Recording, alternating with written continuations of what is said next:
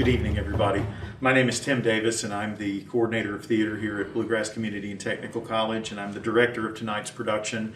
And I want to welcome you to our streaming version of William Shakespeare's Much Ado About Nothing.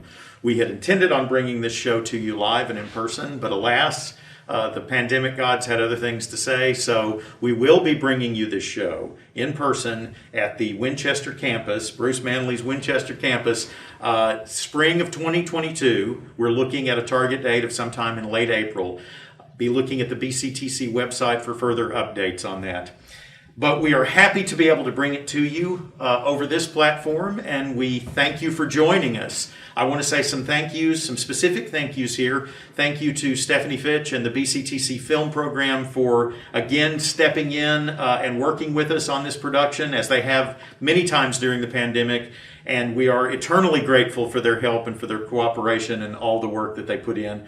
I want to thank all of the folks in our humanities division, including our assistant dean, Angie, and Melanie Williamson, our dean, and Kathy Swango, Jerry Adair. Many of the humanities folks, all the humanities folks, in fact, have been very, very supportive of what we do. We want to thank Dr. Greg Feeney and our president, Dr. Acapo. We want to thank him for his continued support of our program. We would like to also dedicate tonight's production and the run of this show to the memory of Kiwana Miller Walker, who recently passed away, one of our former students and one of our extended BCTC theater family. We love you, Q. We miss you. And this is for you. Thank you. Enjoy the show. I learn this message that Don Pedro of Aragon comes this night to Messina. He is very near by this. He was not 3 leagues off when I left him. How many gentlemen have you lost in this action? But few of any sort, and none of name. A victory is twice itself when the achiever brings home full numbers. I find here that Don Pedro has bestowed much honor on a young Florentine named Claudio. Much deserved by this on his part, and equally remembered by Don Pedro. He hath borne himself beyond the promise of his age, doing in the figure of a lamb the feats of a lion. He hath an uncle here, Messina, will be very much glad of it. I've already delivered him messages. There appears much joy in him. Did he break out into tears? In great measure. Oh, a kind overflow of kindness. I pray you, is Senor Montanto returned from the wars or no? I know none of that name, lady. There were none such in the army of any sort. What is he you ask for, niece? My cousin means Senor Benedict of Padua. He's returned, and as pleasant as ever he was. But how many have he killed and eaten in these wars? For how many have he killed? For indeed I promise to eat all of his killing. Faith, niece, you tax Senor Benedict too much, but he'll be meat with you, I doubt it not. He hath done good service in these wars, and a good soldier too, lady. And a good soldier to a lady, but what is he to a lord? A lord to a lord, a man to a man, stuffed with all honorable virtues. It is so indeed. He is no less than a stuffed man. But as for the stuffing, well, we're all mortal. You must not so mistake, my niece. There exists a kind of merry war betwixt Senor Benedict and she. They never meet, but there's a skirmish of wit between them. Alas, he gets nothing by that. I pray you, who is his companion? He hath every month a new sworn brother. I see, lady, the gentleman is not in your books. No, and he were, I would burn my study. Who is his companion now? Is there no young squire now that will take a voyage with him to the devil? He is much in the company of the right noble Claudio. Oh, Lord! He will hang upon him like a disease. He is sooner caught than the pestilence, and the taker runs presently mad. God help the noble Claudio. If he had caught the Benedict, it'll cost him £1,000 ere he be cured. I will hold friends with you, lady. Do, good friend. You will never run mad, niece. No, not till about January. Don Pedro is approaching.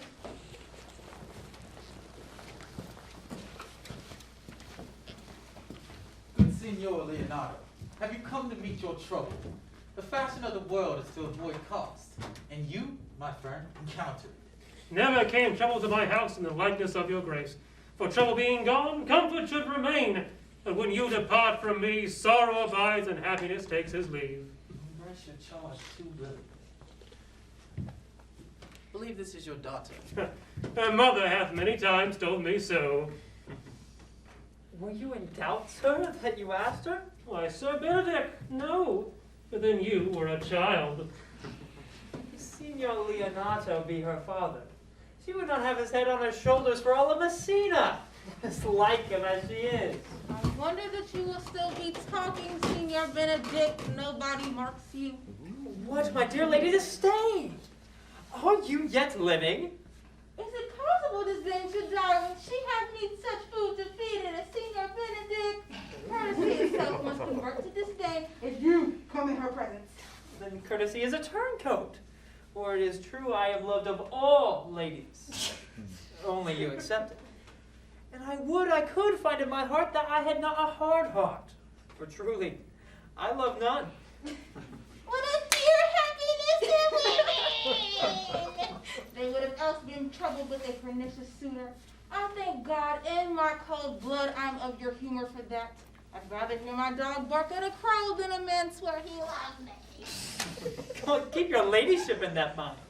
So some gentleman or other shall escape a predestined and scratched face. Oh, Sergeant could not make it worse until such a face as yours were. Oh, you are a rare parrot, teacher. A bird of my tongue is better than a beast of yours. Would my horse have the speed of your tongue? It's so good a continuum. But keep you away, in God's name. I have done. Always in with the jury's trick. I know you of old. That is the sum of all, Leonardo. Good Signor Benedict, Signor Claudio, my good friend Leonardo hath invited you all. I tell him we shall stay at least a month, and he heartily prays that some occasion may detain us longer. If you do swear, my lord, you shall not be forsworn. Let me bid you welcome, my lord. Being reconciled with the prince, your brother, I owe you all duty. I thank you. I am not of many words, but I thank you. Please, at your grace, to lead on. Take my hand, Leonardo. We will go together.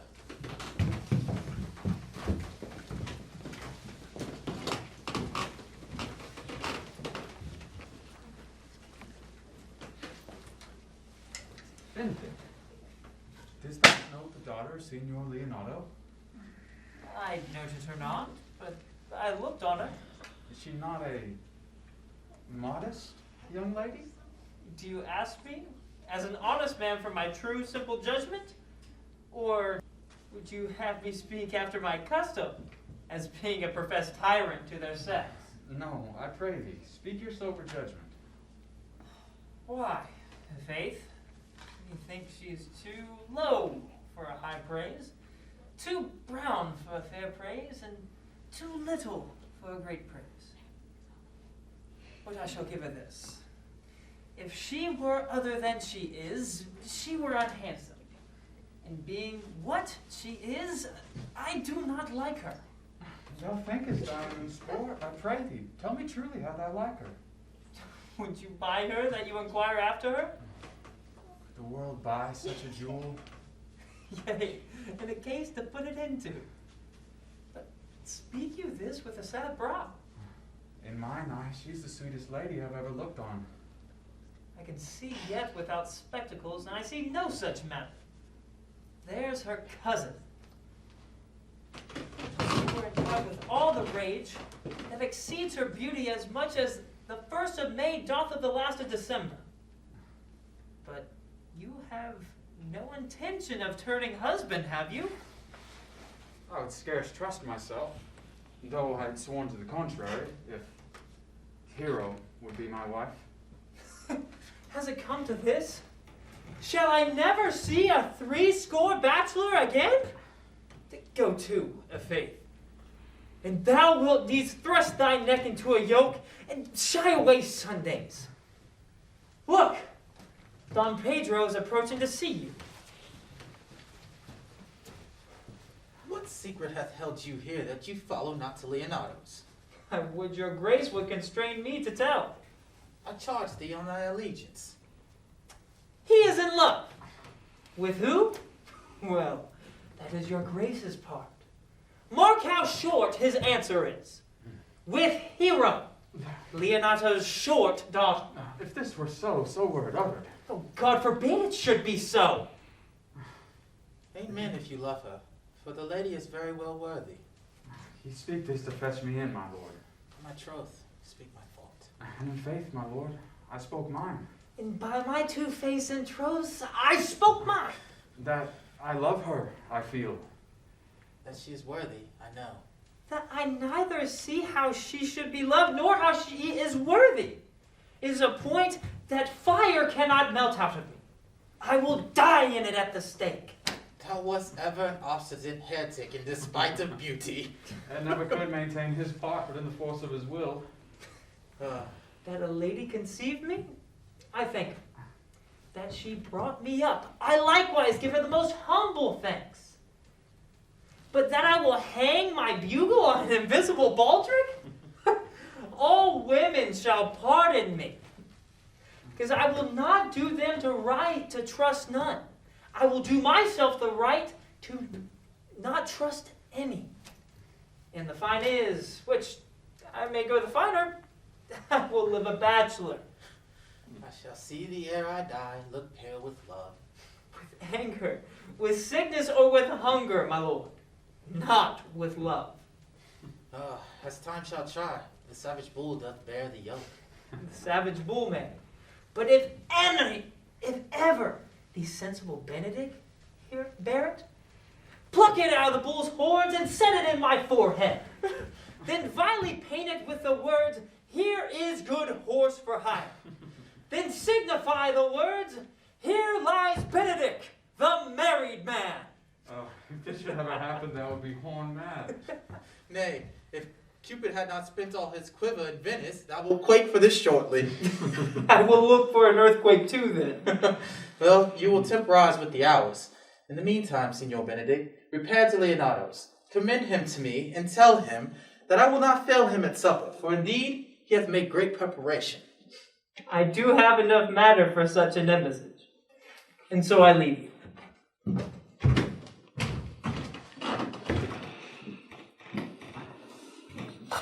My liege, your highness may now do me good.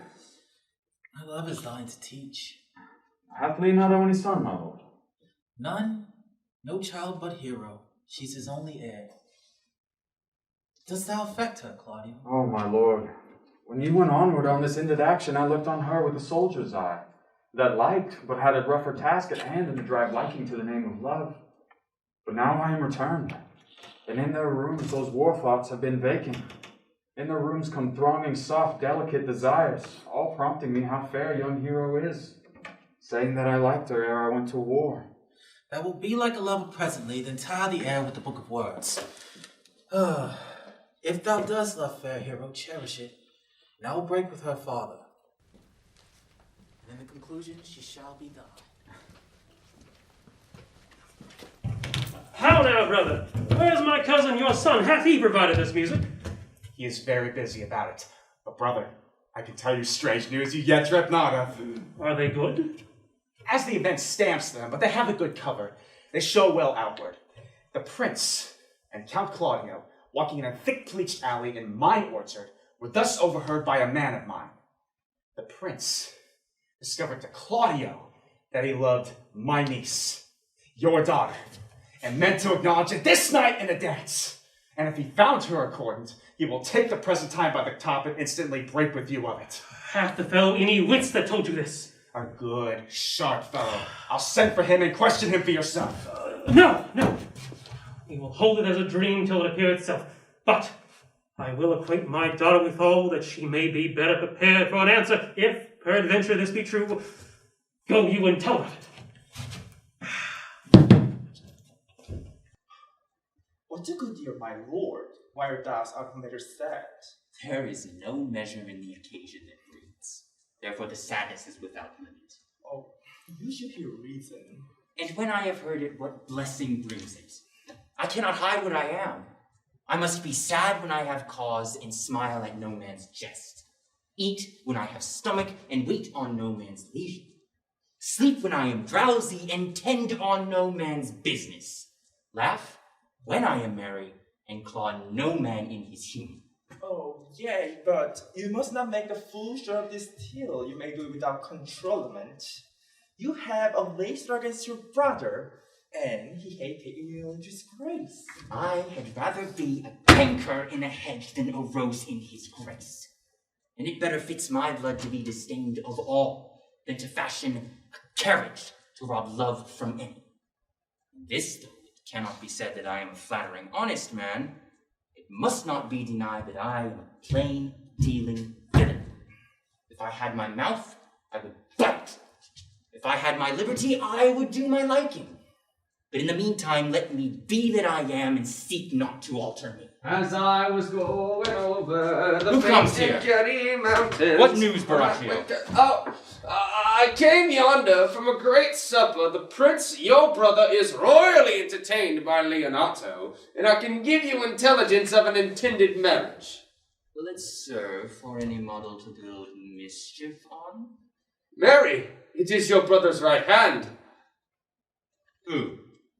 The most exquisite Claudio? Even he. A proper squire.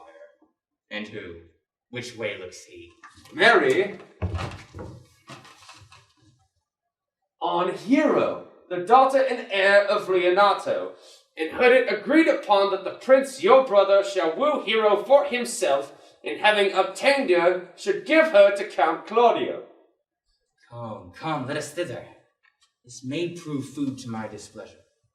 That young upstart hath all the glory of my overthrow. If I can cross him any way, I bless myself every way. You are both sure and will assist me? To the death, my lord. Let us to the great supper. Shall we go prove what's to be done? We will wait upon your lordship. Was not Count John here at supper? I saw him not. How tartly that gentleman looks. I can never see him, but I'm heartburned an hour after. He is of a very melancholy disposition. You were an excellent man made in the midway just between him and Benedict. One is too like an image and says nothing. The other too like my lady's eldest son, ever more tattling. Then half Senor Benedict's tongue in Count John's mouth, and half Count John's melancholy in Senor Benedict's face. With a good leg and a good foot, uncle, and money enough in his purse, such a man could win any woman in the world if he got her goodwill. By my troth, niece, thou wilt never get thee a husband if thou be so shrewd of thy tongue. Faith, she is too cursed. Too cursed is more than cursed. I shall lessen God's sending that way, for it is said, God sends a cursed cow short horns, and for a cow too cursed, he sends none. So, by being too cursed, God will send you no horns. Just, if he send me no husband, for the which blessing I am upon my knees every morning and evening, Lord, I could not endure a husband with a beard on his face. Rather line the woollen. You may well light on a husband that hath no beard. Hey. What should I do with him? Dress him in my apparel and make him my waiting gentlewoman? He that hath a beard is more than an ink, and he that hath no beard is less than a man, and he that is less than a youth is not for me, and he that is less than a man, I am not for him. Therefore, I will take 6 in earnest of the bear ward and lead his apes into hell. Well, then go you into hell. No, but to the gate, and there will the devil meet me like an old cuckold with horns on his head and say, "Get you to heaven, get you to heaven. There's no place for you, baby." So deliver up my apes and away to St. Peter for the heavens. He shows me where the bachelors sit, and there we live merry as the day is long. Well, niece, I trust you'll be ruled by your father. Yes, Faith, it is my cousin's duty to curtsy and say, "Father, as it please you." But for all that, cousin, let him be a handsome fellow, or else make another curtsy and say, "Father, as it please me." Well, niece, I do hope to see you one day fitted with a husband. No, not till God make men of some other metal than earth. Daughter, remember what I told you. If the prince do solicit you in that kind, you know your answer. Cousin, you apprehend passing shrewdly. I have a good eye, uncle. I can see a church by daylight. Oh, The revelers are entering! Come, brother, make good room.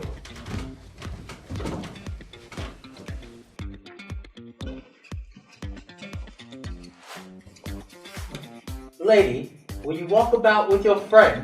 So you walk softly and look sweetly and say nothing. I'm yours for the walk.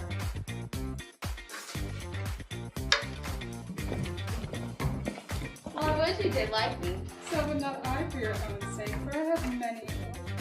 Which is one? As soon my prayers allow. I love you the better. The hearers may cry, Amen. God match me with a good dancer. Amen. I know you well enough. You are Signor Antonio. In a word, I am not. I know you by the waggling of your head. To tell you true, I counterfeit him. You can never do him so ill well unless you were the very man. Here's his dry hand up and down. You are he. You are he. In a word, I am not. Come. Do you think I do not know you by your excellent wit? Can virtue hide itself? Go to, Mum. You are he. Graces will appear, and there's an end. Will you not tell me who told you so? No. You shall pardon me. But will you not tell me who you are? Not now. Or that I was disdainful and had my wit out of the 100 merry tales? Well, this was Signor Benedict that said so. Who's he? I'm sure you know him well enough. Not I, believe me. Did he ever make you laugh? I pray you. What's he? Why? He is the Prince's jester, a very dull fool. Only his gift is in devising impossible slanders. None but libertines delight in him. The commendation is not in his wit, but in his villainy. He both pleases men and he angers them, and then they laugh at him and beat him. I'm sure he was wicked. I would have brought it to Well, when I see him, I'll tell him what you say. Do.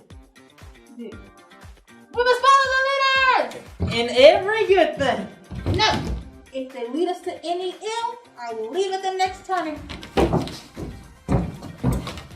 Sure, my brother is amorous on Hero. Aunt has withdrawn with her father to agree with him about it. The ladies follow her, and but one advisor remains. And that is Claudio. I know him by his bearing. Are you not Signor Benedict? You know me well. I am he. Signor! You are very near my brother in his love. He is enamored on Hero. I pray you dissuade him from her. She is no equal for his birth. You will do the part of an honest man in it. How know you he loves her? I heard him swear his affection. And so did I too. And he swore he would marry her tonight. Come, let us to the banquet.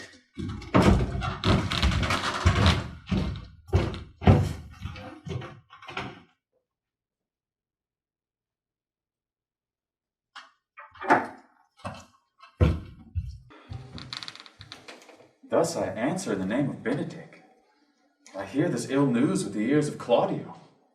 'Tis certain so the prince woos for himself. Friendship is a constant in all things save the office and affairs of love. This is an accident of hourly proof which I mistrust it not. Farewell, therefore, hero. Come, Claudio. Yea, the same. Come! Will you go with me? Whither? About your own business. The prince hath got you a hero. I wish him well. That's spoken like an honest drovier. So they sell bullocks. But did you think the prince would have served you thus? I pray you leave. Alas, poor hurt fowl. Now he will creep into sedges. But that my Beatrice should know me and not know me? The prince's fool. Ha! Well, I'll be revenged as I may. Come now, senor. Where's the count? Have you seen him? Troth, my lord. I have played the part of Lady Fay. I told him, and I think I told him true, that your good will hath got the grace of this young lady. Lady Beatrice tells me that she has a quarrel to you. She says that the gentleman that danced with her was much wronged by you. She misused me past the endurance of a block. An oak, but with one green leaf on it, would have answered her. My very visor began to assume life and scold with her. She told me, not knowing I had been myself, that I was the prince's jester, hurling jest upon jest with such impossible conveyance that I stood like a man at a mark, with a whole army shooting at me. She speaks poniards, and every word stabs. If her breath were as terrible as her terminations, there would be no living near her. She would infect to the North Star. I would not marry her, though she were endowed with everything Adam Bad left him before he transgressed. Look, here she comes. Will you command me any service to the world's end? I will go on the slightest errand now to the Antipodes. Fetch you a hair off the great cham's beard. Do you have any emissaries for me, rather than hold a 3 words conference with this harpy? You have no employment for me? None but to desire your good company. Oh, good God, sir, there's a dish I love not. I cannot endure my lady tongue. Come, lady, come. You have lost the heart to Signor Benedict. Indeed, my lord. He wanted me a while, and I gave him great use for it. A double heart for his single one. Marry once he wanted of me before with false dice.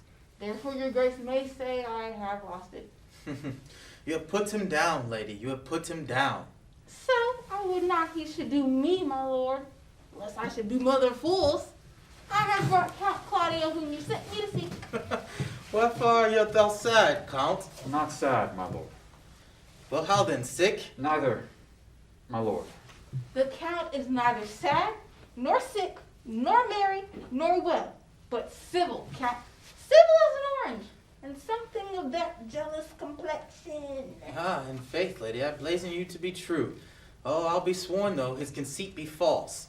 Look, I have wooed in thy name, Claudio, and fair hero is one. I have broken with her father, his goodwill obtained, named the day of marriage, and God give thee joy. Count, take of me my daughter, and with her my fortunes. His grace hath made the match, and all grace say amen to it. Speak, Count, 'tis your cue. Silence is the perfectest herald of joy. I were but a little happy if I could say how much. My lady, as you are mine, I am yours. Speak, cousin, or if not, you stop his mouth with a kiss and let him not speak now. Lady, you have a merry heart. Nay, my lord, poor fool, keeps on the windy side of care. My cousin tells him in his ear that she is in his heart. And so she doth, cousin. Good Lord, for alliance! Thus go everybody into the world, but I shall sit in the corner and cry, hi-ho for a husband. Lady Beatrice, I will get you one. I'd rather have one of your father's get it. He, your grace, nay, her brother like you. Ah, your father has great husbands if it makes him come by them. Will you have me, lady? No, my lord, unless I would have another for working days. Your grace is too costly to wear every day. But I beseech you, my grace, pardon me. I am born to speak all mirth and no matter. Cousins, God give you joy. By my troth, a pleasant-spirited lady. There's little of the melancholy element in her, my lord. She's never sad but when she sleeps, and not ever sad then. For I've heard my daughter say she hath often dreamed of unhappiness and waked herself with laughing. She cannot endure to hear of a husband. Oh, by no means. She mocks all her wooers out of suit. She'd be a good wife for Benedict. No! My lord, oh Lord. If they were but a week married, they would talk themselves mad. Count Claudio, what mean you to go to church? Tomorrow, my lord. Time goes on crutches till love's had all his rights. Not till Monday, my dear son, which is hence a just 7 night, and time too brief to have all things answer my mind. I warrant thee, Claudio, For in the interim, I will undergo one of Hercules' labors, which is to bring the Lady Beatrice and Signor Benedict into a mountain of affection, the one with the other. And I fain have it a match, if you three would but minister such assistance as I give thee direction. Oh, my lord, I am fooling. It will cost me 10 nights' watchings. And I, my lord. And you too, fair hero. I will do any modest office, my lord, to help my cousin to a good husband. Ah, well, if we can do this, Cupid is no longer an archer, and his glory shall be ours. For we are the only love gods. Come in with me, and I will tell you my drift.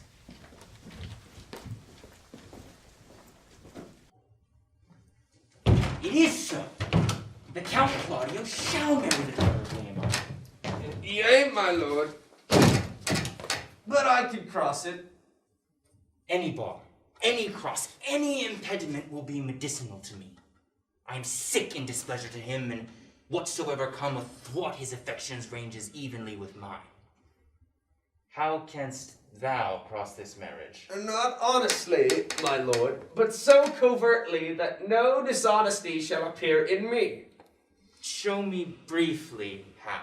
I think I told your lordship a year since how much I am in the favor of Margaret, the waiting gentlewoman to Hero. I remember. I can, at any unseasonable instant of the night, appoint her to look out her lady's chamber window. What life is in that to be the death of this marriage? The poison of that lies in you to temper. Go you to the prince your brother, spare not to tell him that he hath wronged his honor in marrying the renowned Claudio, whose estimation do you mightily uphold to a contaminated stale, such a one as Hero. What proof shall I make of this? Proof enough to misuse the prince, to vex Claudio, to undo Hero, and to kill Leonato. Look you for any other issue? Only to despite them, I will endeavor anything. Go then, find me a meet hour to draw Don Pedro and the Count Claudio alone. Tell them that you know that Hero loves me. They will scarcely believe this without trial. Offer them instances, which shall bear no less likelihood but to see me at her lady's chamber window. Hear me call Margaret Hero. Hear Margaret turn me Claudio. And bring them to see this the very night before the intended wedding. For, in the meantime, I will so fashion the matter that Hero shall be absent, and thereby shall appear such seeming truth of Hero's disloyalty, that jealousy shall be called assurance, and all the preparation overthrown.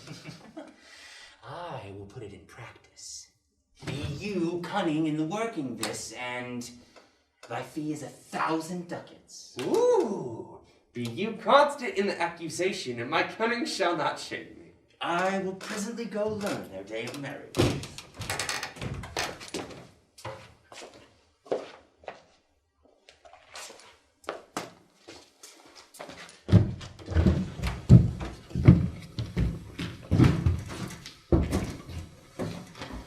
We'll have that song again, Balthazar. Sigh no more, lady, sigh no more. Then were deceivers ever. One foot in sea and one on shore. To one thing constant never. And sigh not so, but let them go.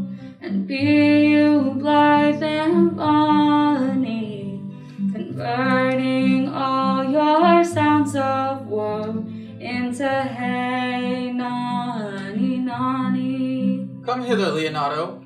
Who was it that you told us yesterday that your daughter Beatrice was in love with Signor Benedict? Oh, aye, stuck on, foul sits. I never did think the lady would have loved any man. No, nor I neither. But most wonderful that she should so dote on Signor Benedict, whom she hath in all outward behaviours seemed ever to abhor. Is it possible? Sits the wind in that corner? She doth but counterfeit. Faith, like enough. Oh, God, counterfeit! There was never counterfeit of passion that came so near the life of passion as she discovers it. Why, what effects of passion shows she? Bait the hook well, this fish will bite. What effects, my lord? She will sit. You heard my daughter tell you how. She did indeed. How? How? How I pray thee? You amaze me! I should think this a trick, but that the bearded fellow speaks it. Knavery cannot sure hide itself in such reverence. He is taking the infection. Hold it up. Has she made her affection known to Benedict? No, and swears she never will. This is her torment. For it's this she writes as she's beginning to write to him. For she'll be up 20 times a night, and there will she sit in her smock till she have writ a sheet of paper. My daughter tells us all. And then down upon her knees she falls, weeps, sobs, beats her heart, tears her hair out, prays, curses. Oh, sweet Benedict, God give me patience. Oh, she doth indeed. And the ecstasy hath so much overborne her, my daughter is sometime afeard that she will do a desperate outrage to herself. It is very true. It would be good if Benedict knew of this. To what end? He will make a sport of it and torment the poor lady worse. Well, I pray thee, tell Benedict of it and see what he says. Were it good, think you? Hero thinks surely she will die, for she says she will die if he love her not, and she says she will die as she make her love known, and she says she will die if he woo her rather than she bate one breath of her accustomed crossness. Well, she doth well but to tend to his love, for the man indeed has the very contemptible spirit. Son of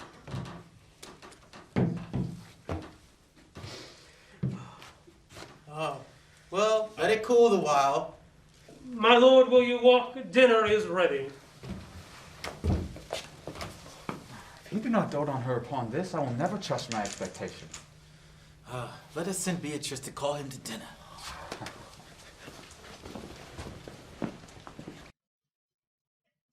This can be no trick. The conference was sadly born.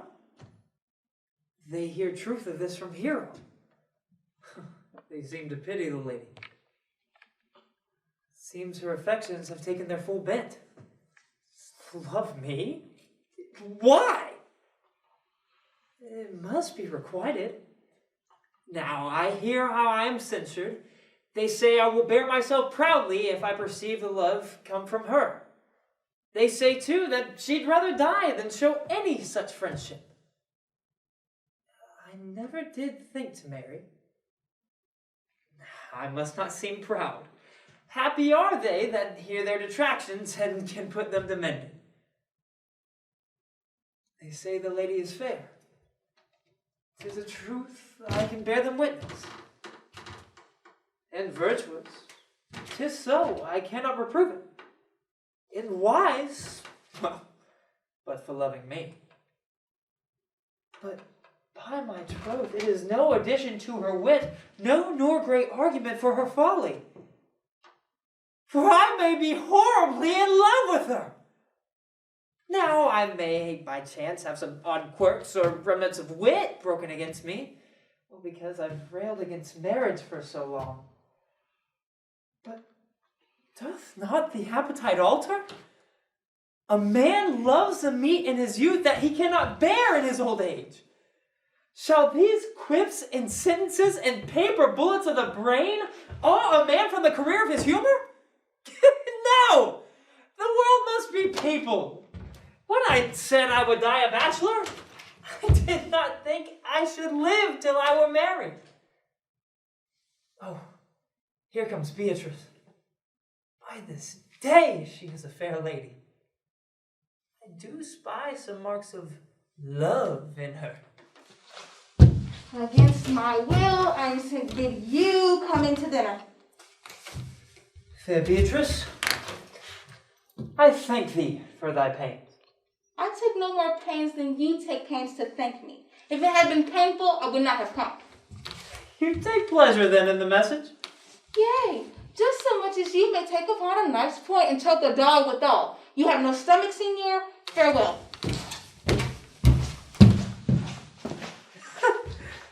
Against my will, I am sent to bid you come to dinner. There's a double meaning in that. Good Margaret, run thee to the parlor. There shalt thou find my cousin Beatrice proposing with the prince and Claudio. Whisper her ear and tell her that I and Ursula walk in the orchard, and our whole discourse is all of her. Say that thou overheardst us, and bid her steal into the pleached bower where honeysuckles ripen by the sun. Forbid the sun to enter like princes that advance their pride against the power that bred it. There will she hide her to listen our purpose. Bear thee will in it, and leave us alone. I'll make her come, I warrant you, presently. Now, Ursula, when Beatrice doth come, as we do trace this alley up and down, our talk must only be of Benedick. When I do name him, let it be thy part to praise him more than man ever did merit. My talk to thee must be how Benedick is sick in love with Beatrice. Of this matter is little Cupid's crafty arrow made that only wounds by hearsay. Now begin. No, truly, Ursula, she is too disdainful. I know her spirits are as coy and wild as haggards of the rock. But are you sure that Benedick loves Beatrice so entirely? So says the prince and my new trothed lord. And did they bid you tell her of it, madam? They did entreat me to acquaint her of it, but I persuaded them, if they love Benedick, to let him wrestle with affection, and never let Beatrice know of it. Why did you so? Doth not the gentleman deserve as full as fortunate a bed as ever Beatrice shall couch upon? O God of love, I know he doth deserve as much as may be yielded to a man, but nature never framed a woman's heart of prouder stuff than that of Beatrice. Disdain and scorn ride sparkling in her eyes, misprizing what they look on. And her wit values itself so highly that to her all matter else seems weak. She cannot love. What the hell? Nor take no shape nor project of affection. She is so self-endeared. Sure, I think so. Such carping is not commendable. No, not to be so odd, and from all fashions as Beatrice is, cannot be commendable. But who dare tell her so? If I should speak, she would mock me into air. Oh, she would laugh me out of myself, press me to death with wit. Yet tell her of it. Hear what she will say.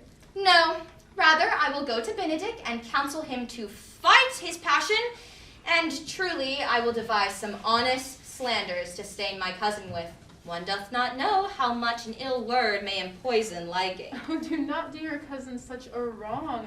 She cannot be so much without true judgment, having so swift and excellent a wit as she is prized to have, as to refuse so rare a gentleman as Signor Benedict. He is the only man of Messina. All excepted my dear Claudio. I pray you, be not angry with me, madam, speaking my fancy. Signor Benedict, for shape, for bearing, argument, and valor, goes foremost in report through Messina. Indeed, he hath an excellent good name. His excellence did earn it ere he had it. When are you married, madam? Why, every day, tomorrow. Come, go in. I'll show thee some attires and have thy counsel which is best to furnish me tomorrow. She's lied, I warrant you. We have caught her, madam. Well, if it proves so, then loving goes by haps. Some Cupid kills with arrows, some with traps. What fires in mine ears? Can this be true? Stand I condemned for pride and scorn so much? Contempt, farewell, maiden pride, adieu. No glory lives behind the back of such. And Benedict, love on. I will requite thee, tending my wild heart into thy living hand. If thou dost deserve, my kindness shall incite thee, wrapping our love up in a holy band.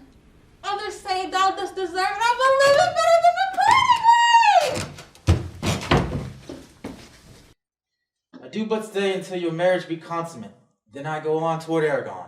I'll bring you thither, my lord, if you'll vouchsafe me. My lord and brother, God save you. Good evening, brother. If your leisure served, I would speak with you. In private? If it please you. Yet Count Claudio may stay, for what I would speak of concerns him. Why, what's the matter? Needs your lordship to be married tomorrow? You know he does. I know not that, when he knows what I know. If there be any impediment, I pray you discover it. You may think I love you not. Let that appear hereafter, and Aim better at me, by that I now will manifest.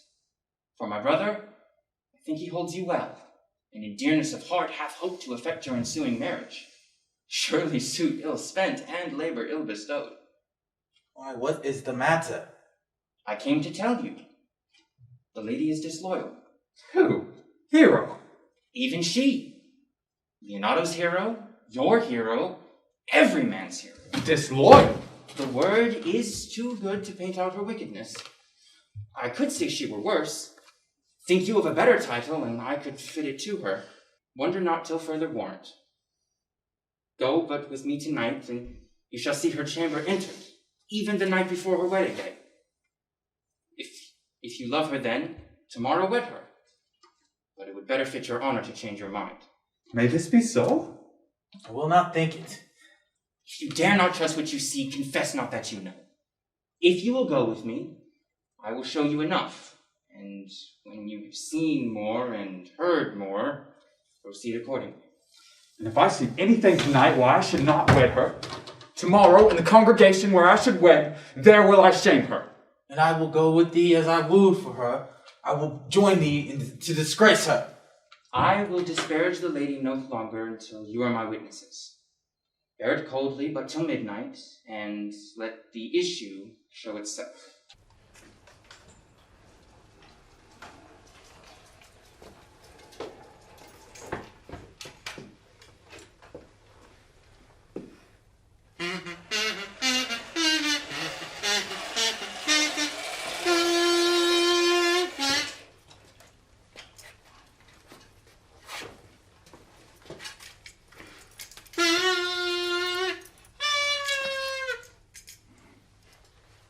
Are you good men and true?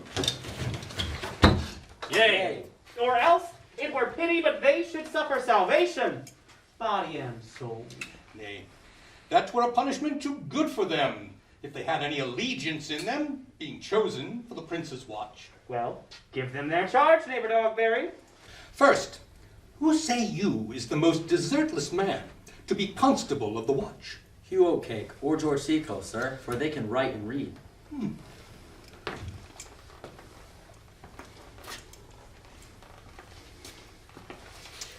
Come hither, neighbor Seacole. God hath gifted you with a good name. To be a well-favored man is the gift of fortune, but to write and read comes by nature. Both which, Master Constable. You have. I knew that would be your answer. Well, for your favor, why give God thanks and make no boast of it. And as for your reading and writing, let that appear when there is no need of such vanity. You are thought to be the most senseless and fit man for the watch. Therefore, bear you the lantern. Here is your charge. You are to watch for all vagrom men. You may bid a man stand in the night. How, if they will not stand?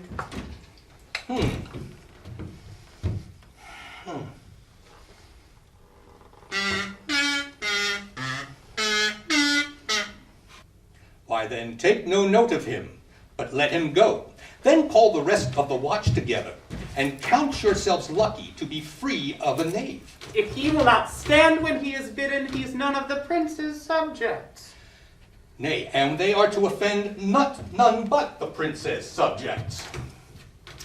You are to make no noise in the streets, for the watch to be talk, and babble is most tedious, and not to be endured.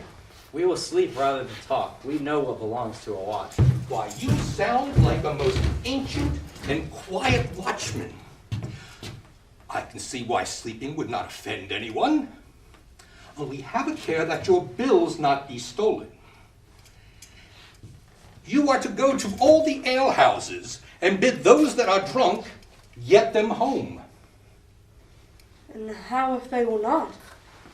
Why then? Why then wait until they are sober? If they make you not then the proper answer, you may say they are not the men you took them for. Well, sir.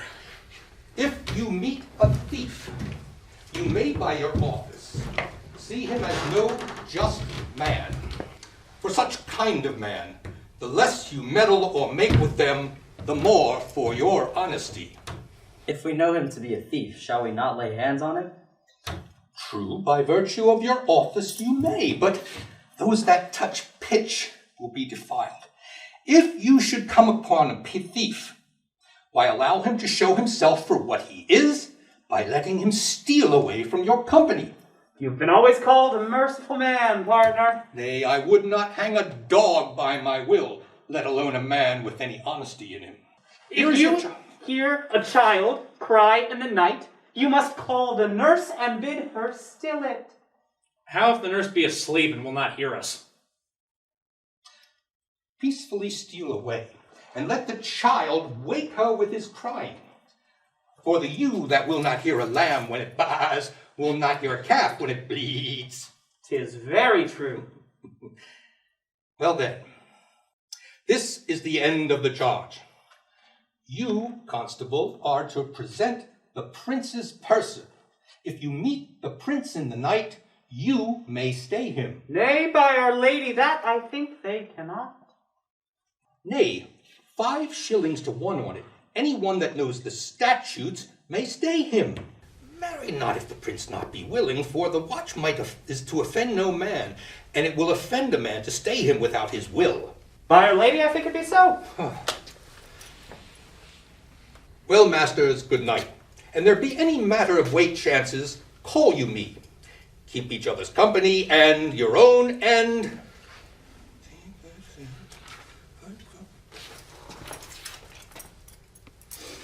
Good night.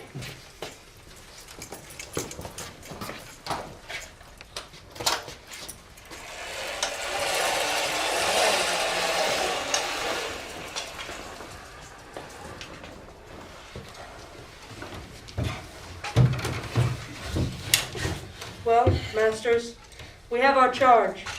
Let us sit here till 2 and then off to bed. One word more, good neighbor. I bid you keep watch about Signor Leonato's door. There be a wedding there tomorrow. There is great coil there tonight. Adieu. Be vigilant, I beseech you.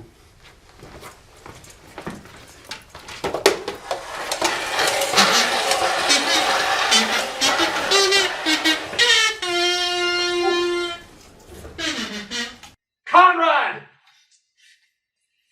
Conrad! Conrad, I say!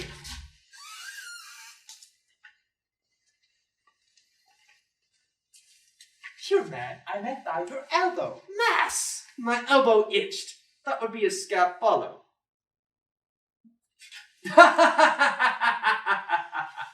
Our old you answer for that. And now for the big die tale. Stand thee close. Stand close. I know him, and he has been a vile thief this 7 year. Dost thou not hear somebody? Oh, no, 'twas the bane of the house. Not so, neither. Know that I have tonight wooed Margaret, the lady hero's gentlewoman by the name of Hero. She leans out her mistress's chamber window, bids me 1,000 times good night. I tell this tale vilely. I should first tell thee how the Prince Claudio and my master Don John saw afar off in the orchard of this amiable encounter. Oh, and thought that Margaret was Hero. 2 of them did, the Prince and Claudio. The devil my master Don John knew she was Margaret, which first possessed them, partly by the night, which did deceive them, but chiefly by my villainy, which did confirm any slander that Don John had made. Wayward Claudio, enraged, swore he would see her as he was appointed to the next morning, and there, before the whole congregation, shame her for what he saw overnight, and sent her home again without a husband. We charge you in the prince's name, stand. Call up the right master constable. We have here the most dangerous piece of lechery that ever was in the Commonwealth. We are likely to prove a goodly commodity being taken up by these men's bills. Oh, a commodity in question? I warrant you. Come, we will be.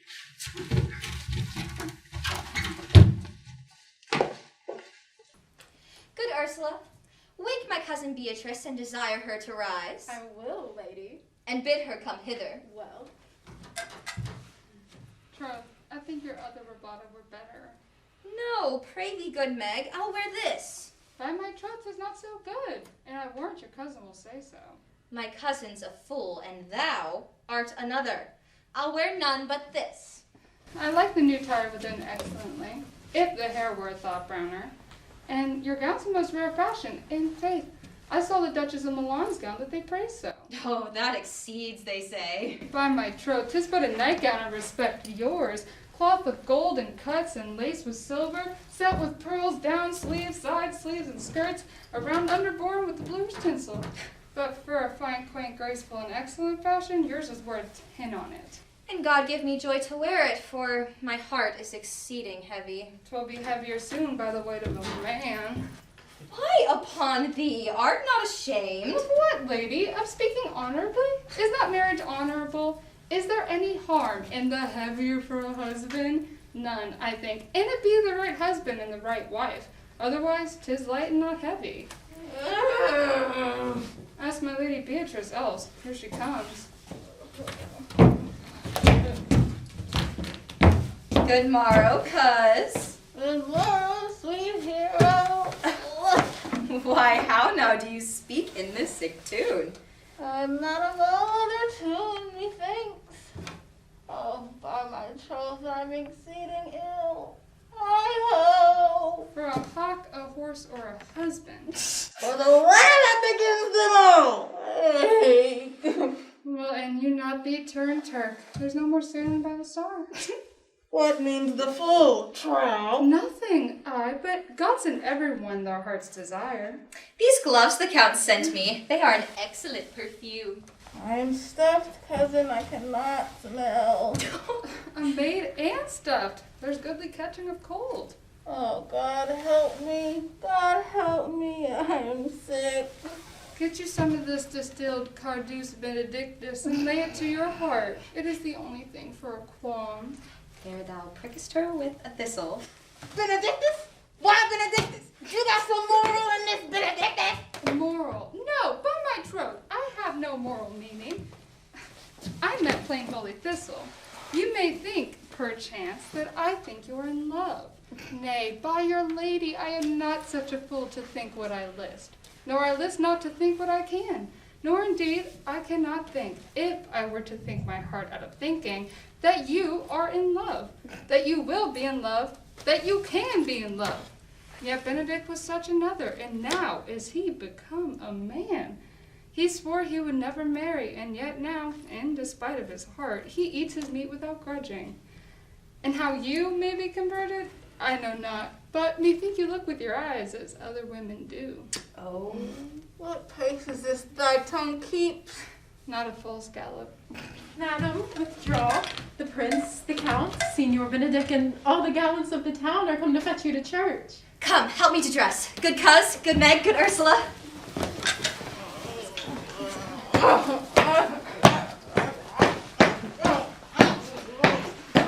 What would you with me, honest neighbours? Marry, sir, I would have some confidence with you that discerns you nearly. Brief, I pray you, for you see it is a busy time with me. Marry, that it is, sir. Yes, in truth it is, sir. What is it, my good friends? Good man Verges speaks a little off the matter, an old man, sir, and his wit is not as blunt as God help us I wish it were. Neighbours, you are tedious. It pleases your worship to say so. I am but the poor prince's officer. But if I were as tedious as a king, I would find it in my heart to bestow it all of your worship. All thy tediousness on me, Yea, and 'twere 1,000 pound more of it. For I hear as good an exclamation of you as of any man in the city. And though I be but a poor man, it does my heart good. And so it does mine. I would fain know what you have to say. Marry, sir, our watch. tonight, accepting your worship's presence, has ta'en a couple of as errant knaves as any in Messina. Good man Verges, sir. He will speak. As the age is in, the wit is out. God help us, it is a world to see. Well said in faith, neighbor Verges. God forgive us, but if two men ride of a horse, one must ride behind. A good man, sir, by my troth, and in faith as any I know that ever broke bread. But God knows, all men are not alike. Good neighbor Verges. Indeed, neighbor, he comes too short of you. God's gifts. I must leave you. One word more, sir. Our watch has indeed comprehended two auspicious persons that we would have your worship examination this morning.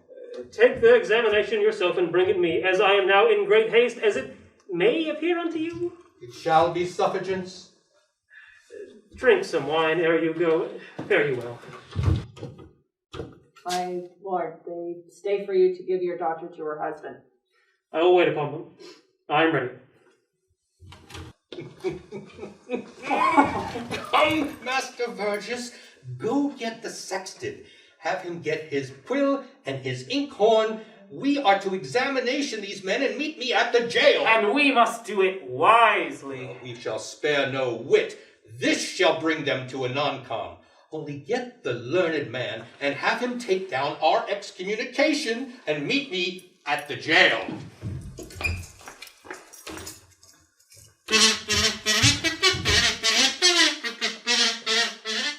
Come, Friar Francis, be brief, only to the plain for marriage, and you shall account their particular duties afterwards. You come hither, my lord, to marry this lady? No. To be married to her. You come to marry her, Friar. My lady, do you come hither to be married to this count? I do. Then if either of you know of any inward impediment as to why you cannot be conjoined, I pray you on your souls to utter it. Know you any, hero? None, my lord. Know you any, count? I dare make his answer none. Stand thee by, friar. Father, by your leave, do you with free and unconstrained heart give me this maid, your daughter? As freely, son, as God did give her me. And what have I to give back to you whose worth may counterpose such a rich and precious gift? None, unless you render her again. Sweet prince, you learn me noble thankfulness. There, Leonardo, take her back again. Give not this rotten orange to your friend. She's but the sign and semblance of her honor. Behold how like a maid she blushes here. Would you all not swear that she were a maid by these exterior shows? But she is none. She has known the heat of a luxurious bed. What do you mean, my lord? Not to be married. Not to knit my soul to an approved wanton. Here, my lord, if you in your own truth did vanquish the resistance of her youth and made defeat of her virginity. No, Leonardo. I never tempted her with a word too large. But as a brother to his sister showed her bashful sincerity and comely love. And seemed I ever otherwise to you? You seem to me as Diane in her orb. But you are more intemperate in your blood than Venus, or those pampered animals that rage in savage sensuality. Is my lord well that he doth speak so wide? Sweet prince, why speak not you? What should I speak? I go about dishonor to link my friend with the common state. These things spoken, or do I but dream? Sir, these things are spoken, and they are true. True? Oh, God. What man was he that talked to you yesternight, out at your bed window betwixt 12 and 1? Now, if you are a maid, answer to this. I talked with no man at that hour, my lord. Why, then you are no maiden. Oh. I'm sorry, Leonardo, you must hear this, but upon mine honor, my brother, this count, did see her and hear her at that hour talk with the ruffian at her chamber window. And this hath indeed, like a vile villain, confessed 1,000 times in secret the things that they have done. Oh, hero. What a hero hadst thou been if thy outward graces were placed about thy thoughts and counsels of thy heart. But fare thee well, most fair, most foul. Farewell, hero.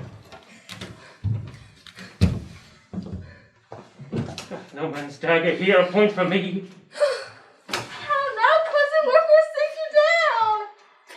Let us go. These things come thus to light, smother her spirits up.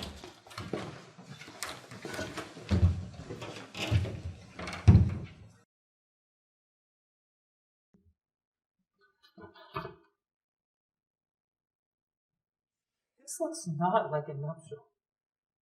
How doth the lady? Dead, I think. Help, uncle! Oh, fate, take not away thy heavy hand. Death is the fairest however a shame that may be wished for. Do not live, hero. Do not ope thine eyes. For did I think thou wouldst not quickly die, thought I that thy spears were stronger than thy shames, myself would, on the rig whenever approaches, strike at thy life. Greed, I had but one. Chide I for that, and frugal nature's frame. Oh, one too much by thee. Had I won. Sir, be patient. For I'm so tired and wonder, I know not what to say. How now, cousin Hero? Lady, weren't you her bedfellow last night? No, truly, but I do remember till this 12th month I were her bedfellow. Confirmed! Confirmed! Oh, that is stronger me which went before. God of the ribs of iron! Would the two princes lie? Would Claudio lie, who loved us so that, speaking of her foulness, washed it with his tears? Hence from her! Let her die! Hear me a little, for I have been silent for so long. Your daughter here, the princess, left for dead. Keep her secretly kept in, and publish it that she is dead indeed. Maintain a mourning ostentation, and upon your family's monuments, hang mournful epitaphs, and do all the rites that appertain unto a burial. What shall become of this? What will this do? Mary! This well carried shall, on her behalf, change slander to remorse. That is some good, but not for that dream that I on this strange course, but on this travail look for greater birth. She dying, as it so must be maintained, upon the instant that she was accused, shall be lamented, pitied, and excused of every hearer. So will it fare with Claudio.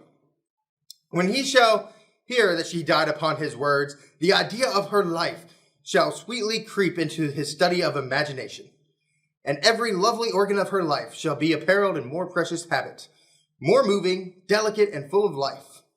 Then, when she lived indeed, then shall he mourn.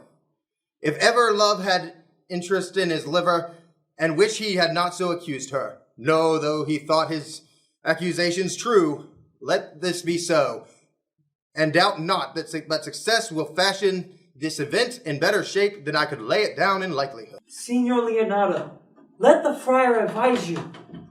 Being that I flow in grief, the smallest twine may lead me. So my cousin is beloved. 'Tis well consented. Presently away, for to strange sores strangely they strain the cure. Come, lady, die to live. This wedding day is but prolonged. Have patience and endure.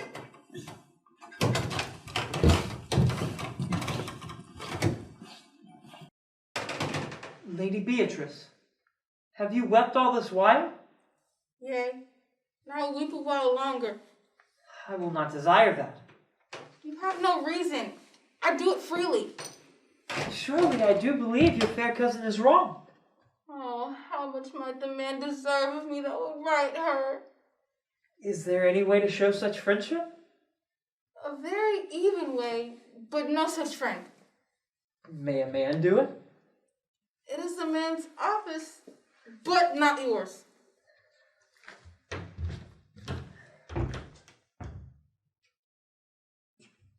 I do love nothing so well in the world as you. Is not that strange? As strange as the thing I know not. It were possible for me to say I love nothing so well as you, but believe me not, yet I lie not, I admit nothing, nor I deny nothing.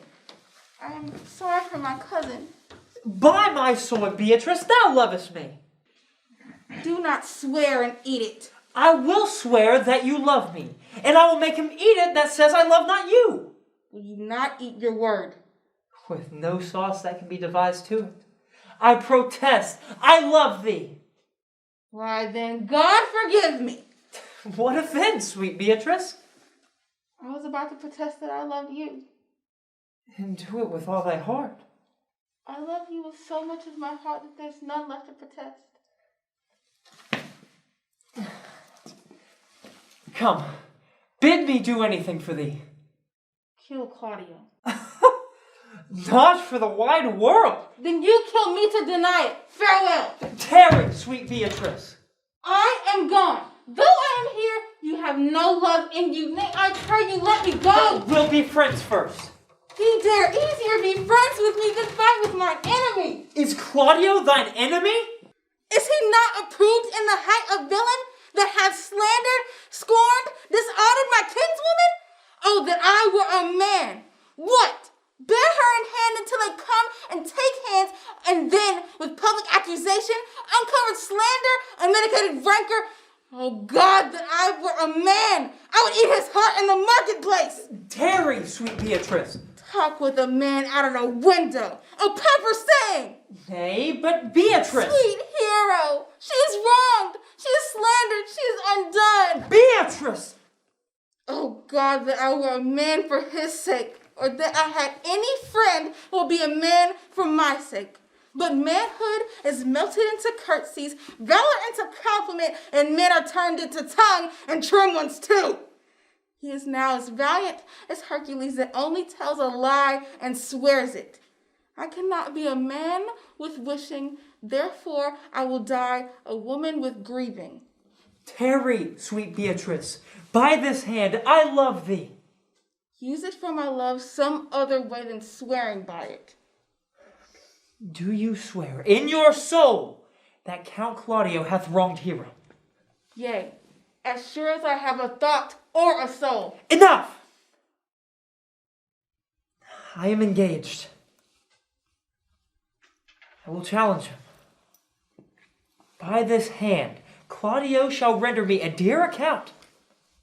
As you hear of me, so think of me. Go. Comfort your cousin. I must say she is dead, and so farewell.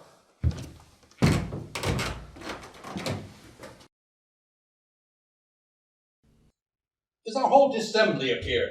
Oh, a cushion for the sexton. Which be the malefactors? Marry, that is I and my partner. Nay, that's certain. We have the exhibition to examine. But which of the offenders that are to be examined? Let them come before Master Constable. Pray, let them come before me. What is your name, friend? Horatio. Pray write down Horatio. And yours, Sarah? I am a gentleman, sir, and my name is Conrad. Pray write down Gentleman, sir, Conrad. Masters, do you serve God? Yea, sir. We hope. Write down they hope they serve God. For God defend that God should go before such villains. Masters, it is proved already that you are lying knaves, and will be thought so by general principle. What say you? Oh, marry, sir, we said we are not. A witty fellow. Enough. I shall go around him. Come hither, sir. Let me say in your ear, I believe you are lying knaves. Sir, I say to you, we are none. Sit you down. Gods, they are both in a scene. Did you write down they are none? Master Constable, you go not the way to examine. Call forth the watch that are his accusers. Marry, that's the eftest way. Let the watch come forth. In the prince's name, accuse these men. This man says, sir, that Don John, the prince's brother, was a villain. Right? Don John, prince's brother, a villain. Why, that is flat perjury to call a prince's brother villain. Master Constable. Pray, fellow, I do not like thy look, I promise thee. What heard you him say else? Married that he had received 1,000 ducats of Don John for accusing the lady hero wrongfully. Flat burglary as ever was. Yea, by mass, that it is. What else, fellow? And that Count Claudio did meet upon his words to disgrace Hero in front of the whole assembly and not marry her. Oh, villain, thou shalt be condemned into everlasting redemption for this. What else? This is all. And this is more, masters, than you can deny. Prince John is this morning secretly stolen away. Hero in this manner accused, in this very manner refused. And upon the grief of all this, suddenly died. Master Constable, have these men bound, thrown to Leonatos. I will go before, show him their examination. Come, let them be opinion. Let them be in the hands of... Blood, where's the sexton? Call the prince's officer coxcomb? Come, find them, thou naughty varlet. Oh, wait, you're an ass. You are an ass!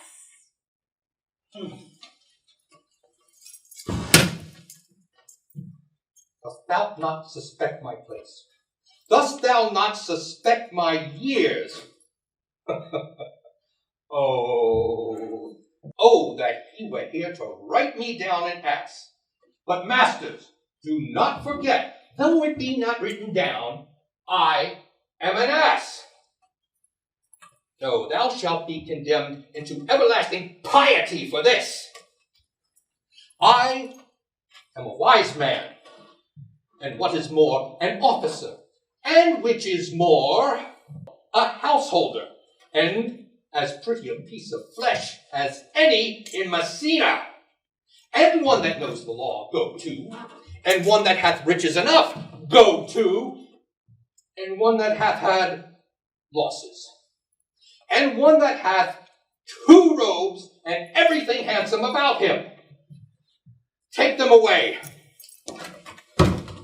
Oh, that he were here to write me down an ass.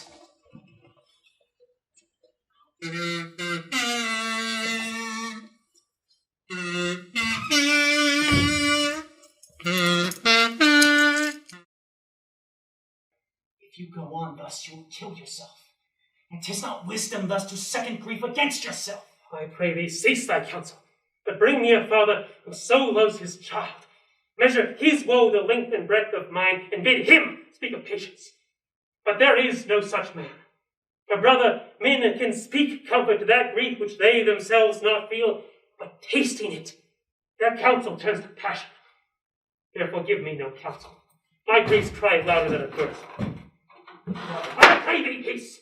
I will be flesh and blood. There was never yet philosopher that could endure the toothache patiently. Yet then not all the harm upon yourself. Make those that do offend you suffer too. There thou speakest reason. Nay, I shall. My soul tells me that Hero is belied, and that shall Claudio know, so shall the prince, and all of them that thus dishonor her. Here comes the prince and Count Claudio hastily. Good evening, good evening. There's both of you. Hear you, my lords. We have some haste. Oh, some haste, my lords. Well, fare you well. Are you so hasty now? Well, all is one. Nay, do not quarrel with us, good old man. If he could right himself with quarreling, some of us would lie low. Who wrongs him? Mary, thou dissemble. Nay, never lie thy hand upon my weapon. I fear thee not. Mary, pursue my hand if it should give your old age. That's cause for fear. In faith, I have no weapon. Hush, hush, man. Fleer and jest at me. I speak not like a daughter nor a fool. I say thou hast belied mine innocent child. Thy slander has gone through and through her heart, and she lies buried with her ancestors. Lo, in a tomb where never scandal slept, save this of hers framed by thy villainy. My villainy? Thine, Claudio, thine, I say. You say not right, old man. My lord, I will prove it on his body if he dare, despite his nice practice and his active fence, his May of youth and bloom of lustihood. Away, I'll have naught to do with you. Canst thou so daft me? Thou hast killed my child. If thou killst me, thou shalt kill a man. You shall have to kill 2 of us, said men indeed. But it does not matter. Let him kill one first. Sir boy, I will whip you from your fighting fences. Now as I am a gentleman, I will. Brother. Content yourself. God knows I love my niece. But she is dead. Slandered to death by villains. That dare as well answer a man indeed as I dare take a serpent by the tongue. Bullies. Apes. Braggarts. Jacks. Milksops! Brother Anthony. Hold you content. Do not you meddle. Let me deal in this. I'm sorry for your daughter, but everything that was done was but in truth and very full proof. My lord, my lord! I will not hear it! No? Come, brother, away. I will be heard. And shall. Or some of us were smart for it. Come, here comes the man we come to seek. How now, Signor? What news? Good day, my lord. Welcome, Signor. You have almost come apart to fray. We'd like to have our 2 noses snapped off by 2 old men without teeth. Had we fought, I doubt that we would have been too young for them. Shall I speak a word in your ear? God save me from a challenge. You are a villain. I jest not. I will make it good with how you dare, when you dare, and what you dare. Do me right, or I will protest your cowardice. You have killed a sweet lady. Her death shall fall heavy on you. Let me hear from you. Fare you well, boy. You know my mind. My lord, for your many courtesies I thank you. I must discontinue your company, for your brother the bastard is fled from Messina.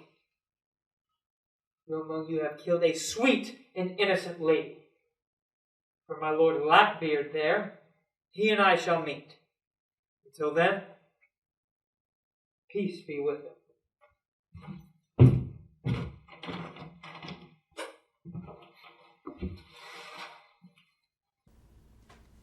He's in earnest. In most profound earnest. And I'll warrant you for the love of Beatrice.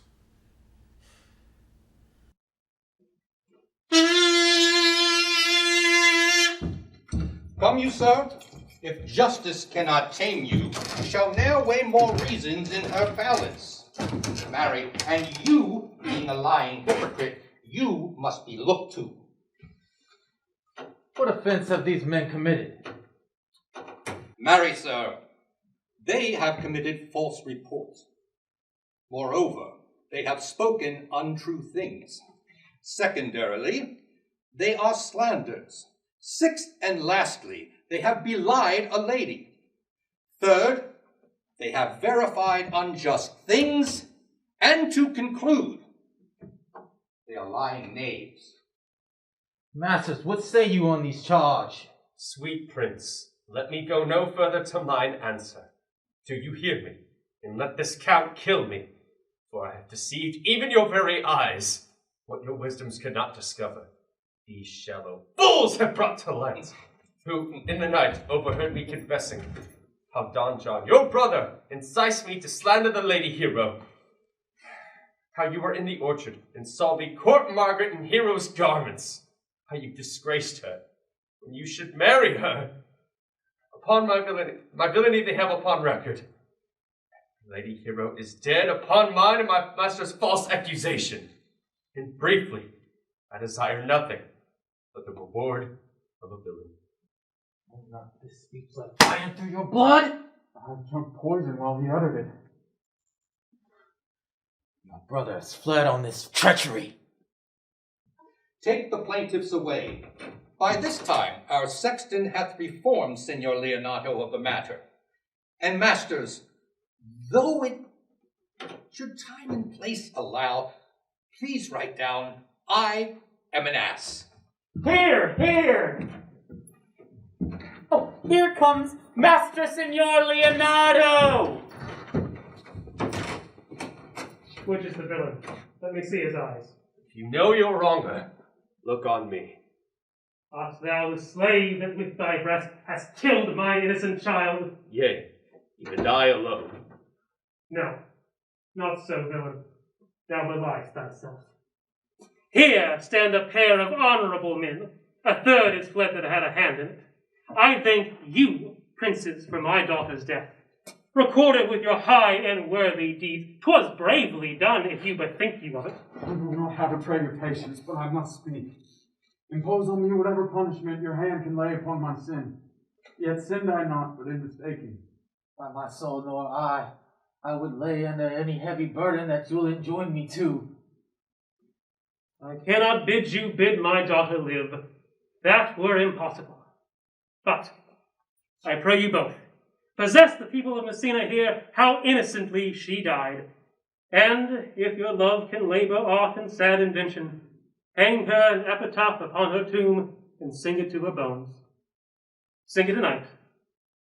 Tomorrow morning come you to my house, and since you could not be my son-in-law, be yet my nephew. My brother has a daughter, almost the copy of my child that is dead, and she alone is heir to both of us. Give her the rights that you should have given her cousin, and so dies my revenge. Oh, my lord, your overkindness doth wring tears from me. I embrace your offer, and I dispose henceforth poor Claudio. Tomorrow, then, I'll expect your coming. Tonight I take my leave of you. This naughty man shall face to face be brought with Margaret, who I believe was packed in all this wrong, hired to it by your brother. No, by my soul she was not, nor knew what she did when she spoke to me.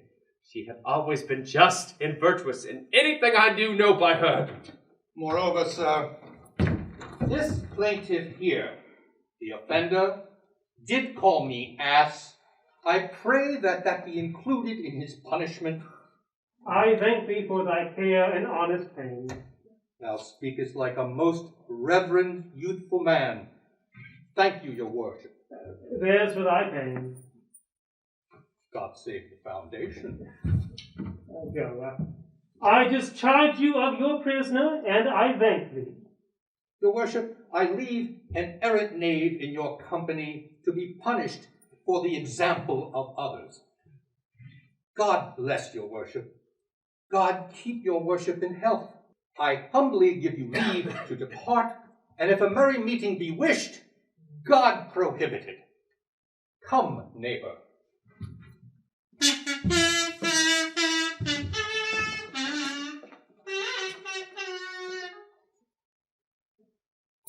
Until tomorrow morning, my lords, farewell. Farewell, my lords. We will look for you tomorrow. We will not fail you. Tonight, I'll mourn with Hero.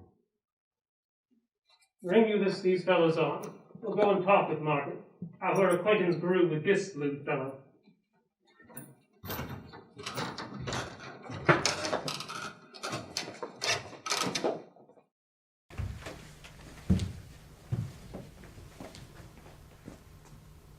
Is this the monument of Leonardo?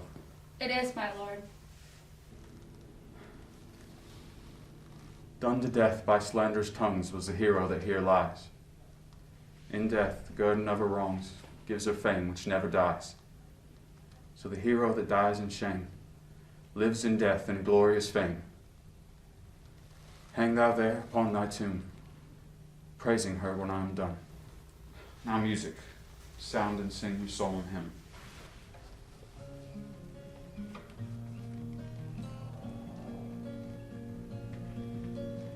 Pardon, brothers of the night, those that slew thy virgin eye, rich with songs of woe,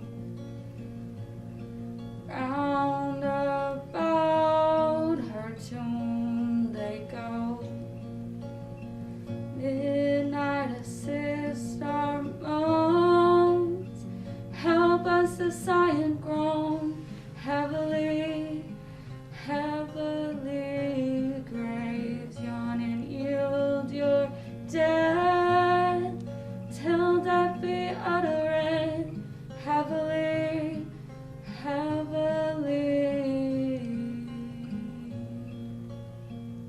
to your bones good night. Yearly I will do this right. Come, let us to Leonardo's. Good morrow, masters.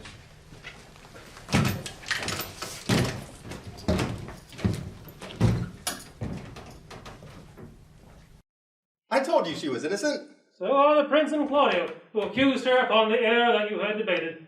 And Margaret was in some fault for all this, although against her will, as it appears in the true course of all the questions.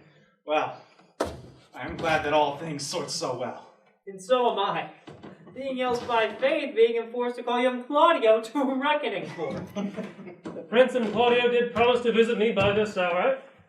You know your office, brother. You must be father to your brother's daughter and give her to young Claudio. Which I will do with confirmed countenance.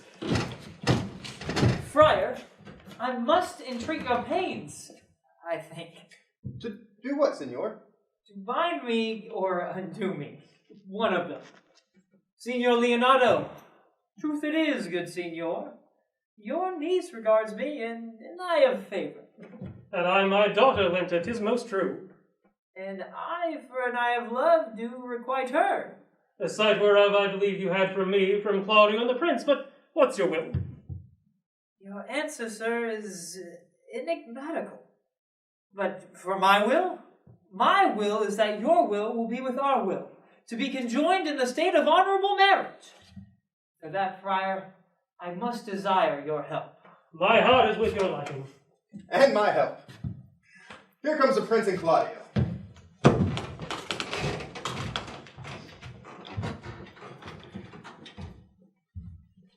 Good morrow unto this fair assembly. Good morrow, Prince. Good morrow, Claudio.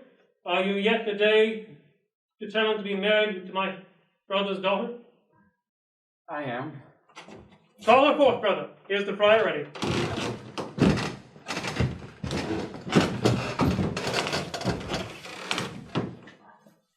Which is the lady I must seize upon? This same is she, and I do give you her. Why then, she is mine. Sweet, let me see your face. No, that you shall not. Will you take her hand before this friar and swear to marry her? Give your hand before this holy friar. I am your husband, if you like of me. And when I lived, I was your other wife. And when you loved, you were my other husband. Another hero. Nothing certain, sir. One hero died defiled, but I do live, and surely as I live, I am a maid. Hero? The hero that is dead? She died, my lord, while her slander lived. All this amazement I can qualify, for once the holy rites are ended, I shall tell you largely of fair hero's death. Until then, let wonder seem familiar, and to the chapel let us presently. Soft and fair friar, which is Beatrice? I answer to that name. What is your will? Do you not love me? Why, no. No more than reason. Why then, your uncle Claudio and the prince have been deceived. Well, they swore you did. Do not you love me? Troth, no. No more than reason. Why then? My cousin, Margaret, and Ursula must be deceived, for they did swear that you did. They swore that you were almost sick of for me. They swore that you were almost well nigh dead for me. 'Tis no such matter. So you do not love me? No, truly, but in friendly recompense. Come, cousin, I am sure that you love the gentleman. And not be sworn upon it that he loves her. For here, a note written in his own hand, a halting sonnet of his own pure brain, fashioned to Beatrice. And here's another, writ in my cousin's hand, containing her affection unto Benedict. A miracle!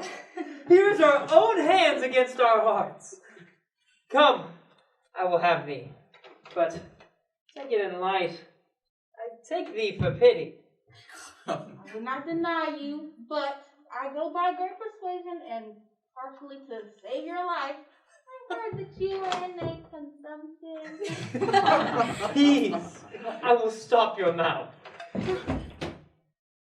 Pandemic.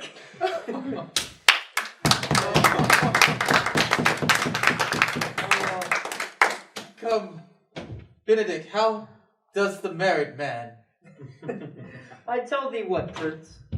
A college full of wit crackers cannot flout me at my humor. Shall I desire a satire or an epigram? No! For man is a giddy thing. And that is my conclusion. And for thy part, Claudio, I would have thought to have beaten thee.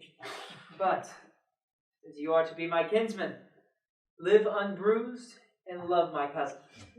And I had well hoped you would have denied Beatrice, that I may have been able to cudgel thee out of thy single life. Come, we are friends. Let's have a dance ere we are married, to lighten our hearts and our wives' heels.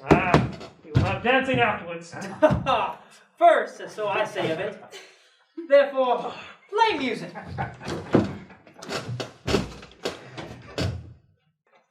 Prince, thou art sad. Get thee a wife! Get thee a wife! My lord, your brother John is taking flight and brought with him armed men back to Messina. Think not on him till tomorrow. I will devise thee brave punishments for him.